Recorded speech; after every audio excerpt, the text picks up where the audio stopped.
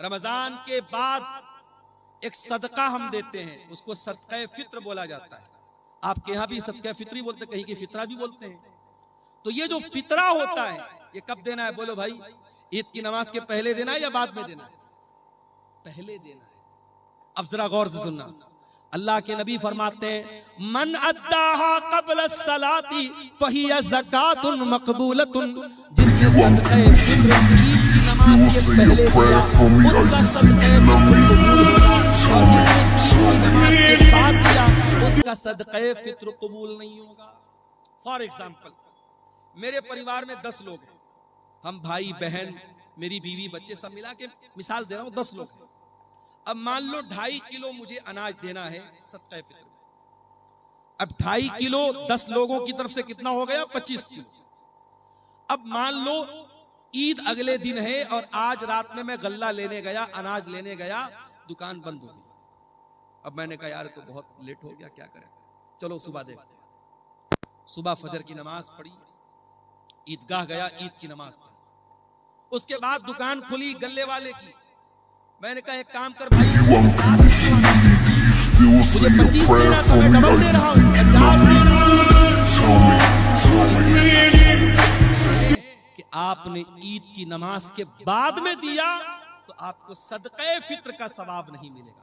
Quantity double हो रही है, मैं डबल मात्रा में दे रहा हूं, मगर वो सवाब नहीं मिलेगा। सिर्फ 15 मिनट का फर्क पड़ गया। नमाज के पहले देता तो सदक़े फित्र कबूल हो जाता, नमाज के बाद दे रहा हूं तो कबूल नहीं होगा। ये है शरीयत। इबादत कैसी? इबादत रसूल के जैसी। आप टाइमिंग भी जरा सी चेंज करेंगे तो इबादत अल्लाह के कबूल।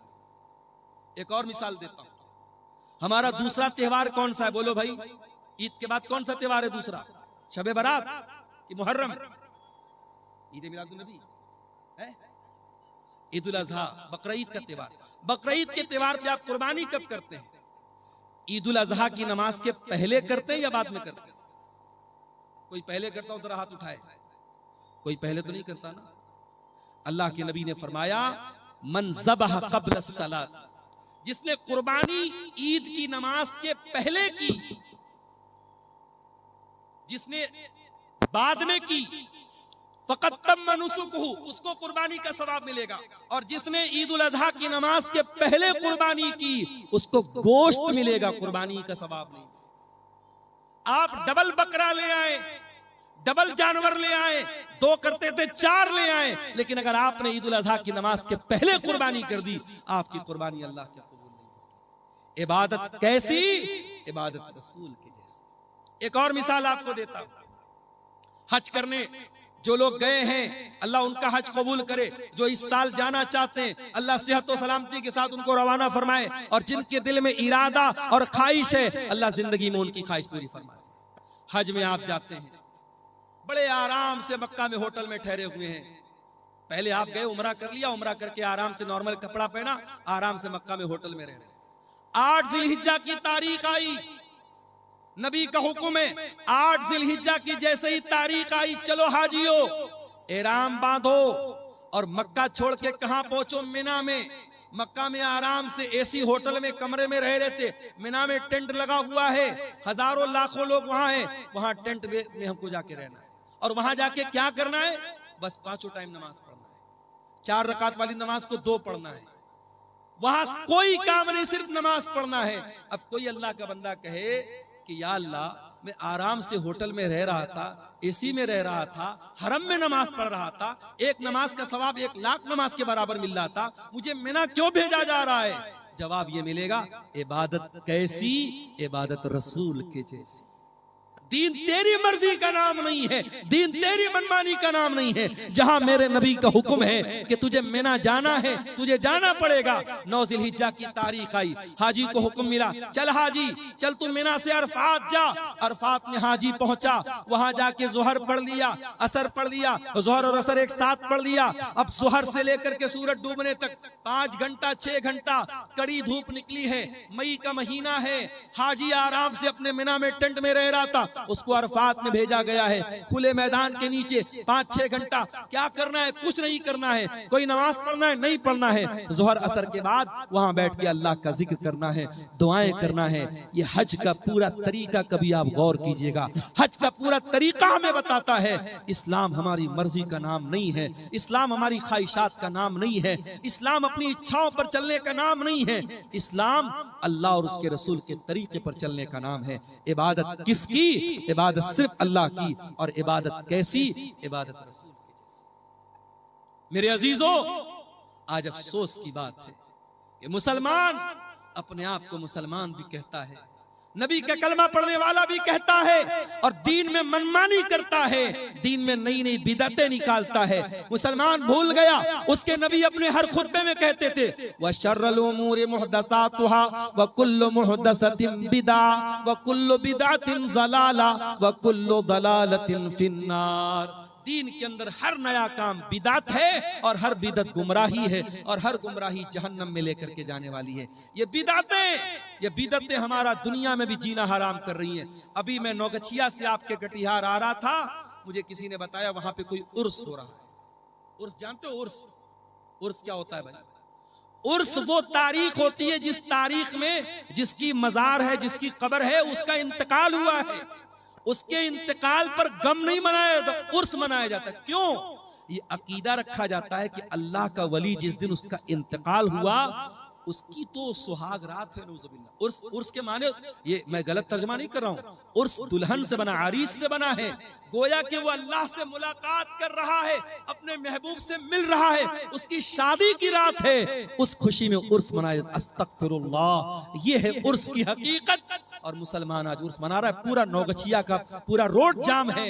मेरे प्यारे साथियों, ये बिदअतें हमारा जीना हराम करती है।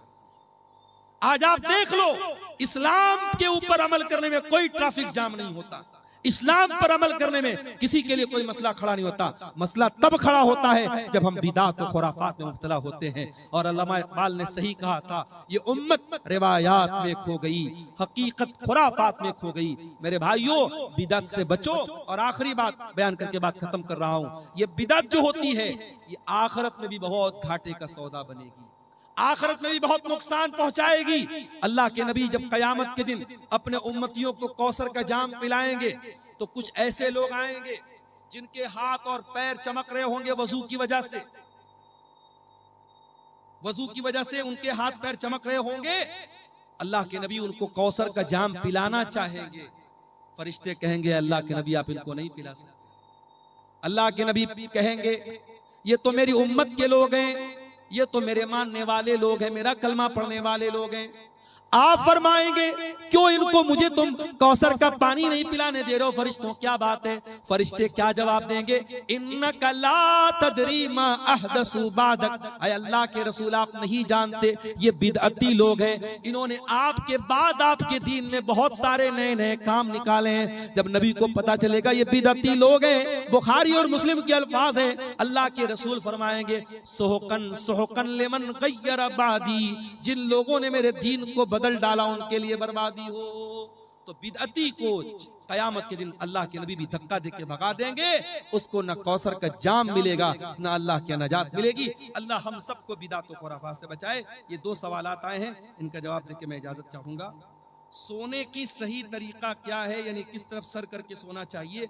अगर पश्चिम की तरफ पैर करके सोए तो क्या हो, कोई हरज की बात नहीं। पश्चिम की तरफ पैर करके सोने में कोई हरज की बात नहीं, कोई ऐसी दलील नहीं है कि पश्चिम की तरफ पैर करने से ये किबला की तौहीन होती है। पश्चिम की तरफ सिर्फ आपको पेशाब करने से मना किया गया है, पश्चिम की तरफ आपको पाखाना करने से मना किया गया है। पश्चिम की तरफ आप जब पेशाब पाखाना करें तो ना तो अपना चेहरा करें ना पीठ करें। इसी तरीके से पश्चिम की तरफ थूकने से मना किया गया है, लेकिन पश्चिम की तरफ पैर करके सोने में कोई हरज की बात नहीं है। बल्कि अगर कोई मजबूर आदमी है जो बैठ करके नमाज नहीं पढ़ सकता है, जब वो लेट करके नमाज पढ़ेगा तो उसका पैर किधर होगा? पश्चिम की तरफ ही होगा। लिहाजा अच्छा, सोने का सही तरीका क्या है? बहुत आसान है। आप दाहिनी करवट लेट जाएं और अपने गाल के नीचे अपना हाथ रख लें और जो दुआएं अल्लाह के नबी ने सिखाई है वो दुआएं पढ़ के सोएं, वजू करके सोएं, तो ये ज्यादा बेहतर है। ये तरीका जो सोने का बताया गया। भागलपुर जिला में एक जगह है जिसका नाम बीपुर है, वहाँ पे एक पीर के नाम से मशहूर है। वहाँ पे कटिहार के मुसलमान और भागलपुर के मुसलमान ज्यादातर मन्नत के इरादे से बकरा और मुर्गा चढ़ाने जाते हैं। बिल्कुल गलत है। शब बारात में खूब रोजा रखते हैं जी। देखिए, शब बारात का रोजा साबित नहीं है, लेकिन हर महीने की चांद की 13, 14, 15 तारीख का अय्याम 20 का रोजा, जो चांदनी रातों का रोजा होता है, वो अल्लाह के नबी रखते थे। तो अगर आप हर महीने रखते थे तो शाबान में भी रखिए। अगर शाबान में आप रखना चाहते हैं 13, 14, 15 का आप रोजा रख सकते हैं, लेकिन खास 15 शाबान का शबे बारात का रोजा बिल्कुल गलत है, उसका कोई सबूत नहीं। इसी तरीके से भी ये जो भाई ने बताया बीरपुर में जाके मुर्गा और बकरा चढ़ा रहे, बिल्कुल गलत है, हराम है। वमा उहिल्ल बिही लिगैरिल्लाह, अल्लाह के सिवा किसी और के नाम से अगर जानवर ज़बह हो रहा है, शिर्क है। न तो उस जानवर का गोश्त खाना जायज है और